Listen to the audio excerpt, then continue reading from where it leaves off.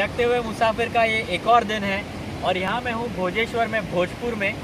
और यहाँ पे चाय ले ली, बस कहीं से चाय उठा ली, पी ली, यही खाना होता है, यही गुजारा होता है। वो पीछे जो दिख रहा है आपको वो भोजेश्वर मंदिर है और उसकी एक बहुत दिलचस्प कहानी है, बहुत ही सुंदर कहानी है भोजेश्वर मंदिर की, क्योंकि क्यों मंदिर हुआ करता था। अभी आर्कियोलॉजिकल सर्वे ऑफ इंडिया के अंडर आता है। तो चलिए जाके पहले देखते हैं भोजेश्वर मंदिर और फिर मैं आपको पूरी कहानी बताता हूँ। चलो नाथ की जय। बोलो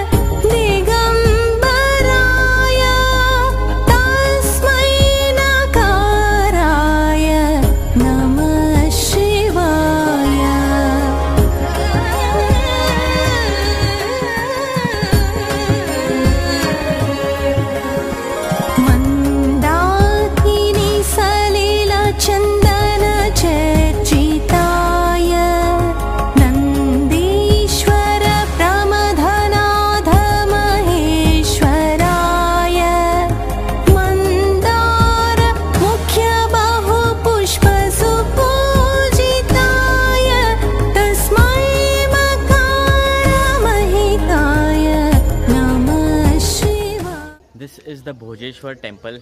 और यहाँ पे द लेजेंड हैज़ इट कि सुनीरा नाम का एक ऋषि था।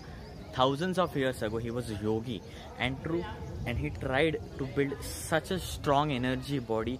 He tried to manifest all the energies into it. एक ऐसी एनर्जी बॉडी, एक ऐसी एनर्जी निर्माण करने की कोशिश की जो पूरे मानवता को सालों तक एनर्जी और जो एक गुरु की तरह हो और पूरे मानवता को it will serve the entire humanity as a living guru. So that's what happened when Sunira started on this project. Due to certain reasons he couldn't complete the project. After Sunira many people have started on this project and worked on it. But हर एक जन जिसने भी कोशिश की वो नाकामयाब था इस प्रोजेक्ट पे.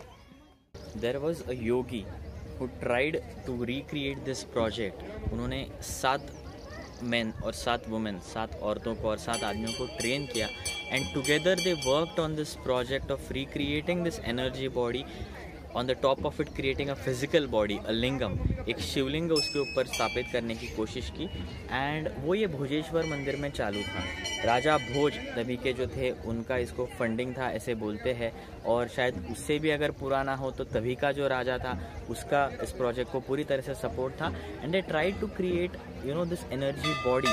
It took almost 3 years to build that lingam itself. जो आपने लिंगम अभी अंदर देखा वो बांधने के लिए ही 3 साल लगे हैं. And that lingam, when they were almost 95% done of manifesting, of recentering all the energy into the lingam which will serve as the living guru for generations to come, वो 95% अकम्प्लिश था. तभी कोई इन्वेजन हुआ और invaders ने वो जो main ऋषि था उसके पैर पे वार कर दिया, due to which he couldn't complete the process. उसके बाद उसने एक और ऋषि को ट्रेन किया और उसे कहा कि तू हम जो 14 जन हैं यहाँ पे जो इस प्रोजेक्ट पे काम कर रहे हैं, इन सब का जो एनर्जी है वो इस लिंगम में ट्रैप कर दे. तो the yogi did as told. He trapped all the energy into the lingam. He manifested all the energy into one lingam, but he couldn't lock it in time. And इसलिए लॉक नहीं हो पाया, इसलिए शिवलिंग को डायरेक्ट एक क्रैक गया अंदर से. And that crack you see today also. बीच में जो व्हाइट कलर का पैच आपको दिखता है वो अभी आर्कियोलॉजिकल सर्वे ऑफ इंडिया ने लाइमस्टोन से भरा है. So that is the legend of this Bhojeshwar Shiva temple. It is a very beautiful Shiva temple. अगर आप कंस्ट्रक्शन भी देखोगे आधा इनकम्प्लीट कंस्ट्रक्शन है क्योंकि पूरा नहीं हो पाया, क्योंकि शिवलिंग स्थापित ही नहीं हो पाया. सो I have told this in my previous videos as well. The Shivlinga is a tool to access greater energies. And वो शिवलिंग को स्थापित करने के लिए ही बहुत बड़ा प्रोसेस होता है, बहुत टाइम लगता है. And this is one such project which couldn't be completed. अगर ये शिवलिंग स्थापित हो जाता और ये मंदिर अगर बन जाता तो this would have been the greatest Shiva temple in entire India and maybe in the entire world as well, because आपने लिंगम का हाइट ही देखा कितना बड़ा है. And this is a beautiful place and lot of energy vibes here. आप please videos देखते रहो, ये वीडियो थोड़ा सा स्पिरिचुअल है, तो I hope you liked it, you enjoyed it. Bhojeshwar मंदिर वो पीछे है और मंदिर पूरा नहीं हो पाया था, उसके कुछ आर्किटेक्चरल प्लान्स और ड्राइंग्स ये रेलिंग्स के अंदर लिखे गए हैं यहाँ पे, एंड वो क्लियर नहीं है अभी, इतने सालों के इरोजन के बाद it is not clear. But this is the beautiful Bhojeshwar temple behind me. और एक काफ़ी खूबसूरत मंदिर है. कंप्लीट हो पाता तो शायद एक अजूबा ही होता है. It would have been one of the wonders in the world. और ये काफ़ी खूबसूरत ऐसी झील है यहाँ पे भोजेश्वर मंदिर के ही नज़दीक में. 2 मिनट वॉकिंग पे टेम्पल से, टेम्पल कॉम्प्लेक्स के अंदर ही है और यहाँ पे फुल ग्रीनरी है. यहाँ पे भोजेश्वर मंदिर में मुझे ये लोग मिले. आपका नाम क्या है? अमित. मेरा नाम भैया आकाश. जानवी. और ये लोग ने बहुत रिक्वेस्ट किया तो इनके साथ एक वीडियो बना रहा हूँ.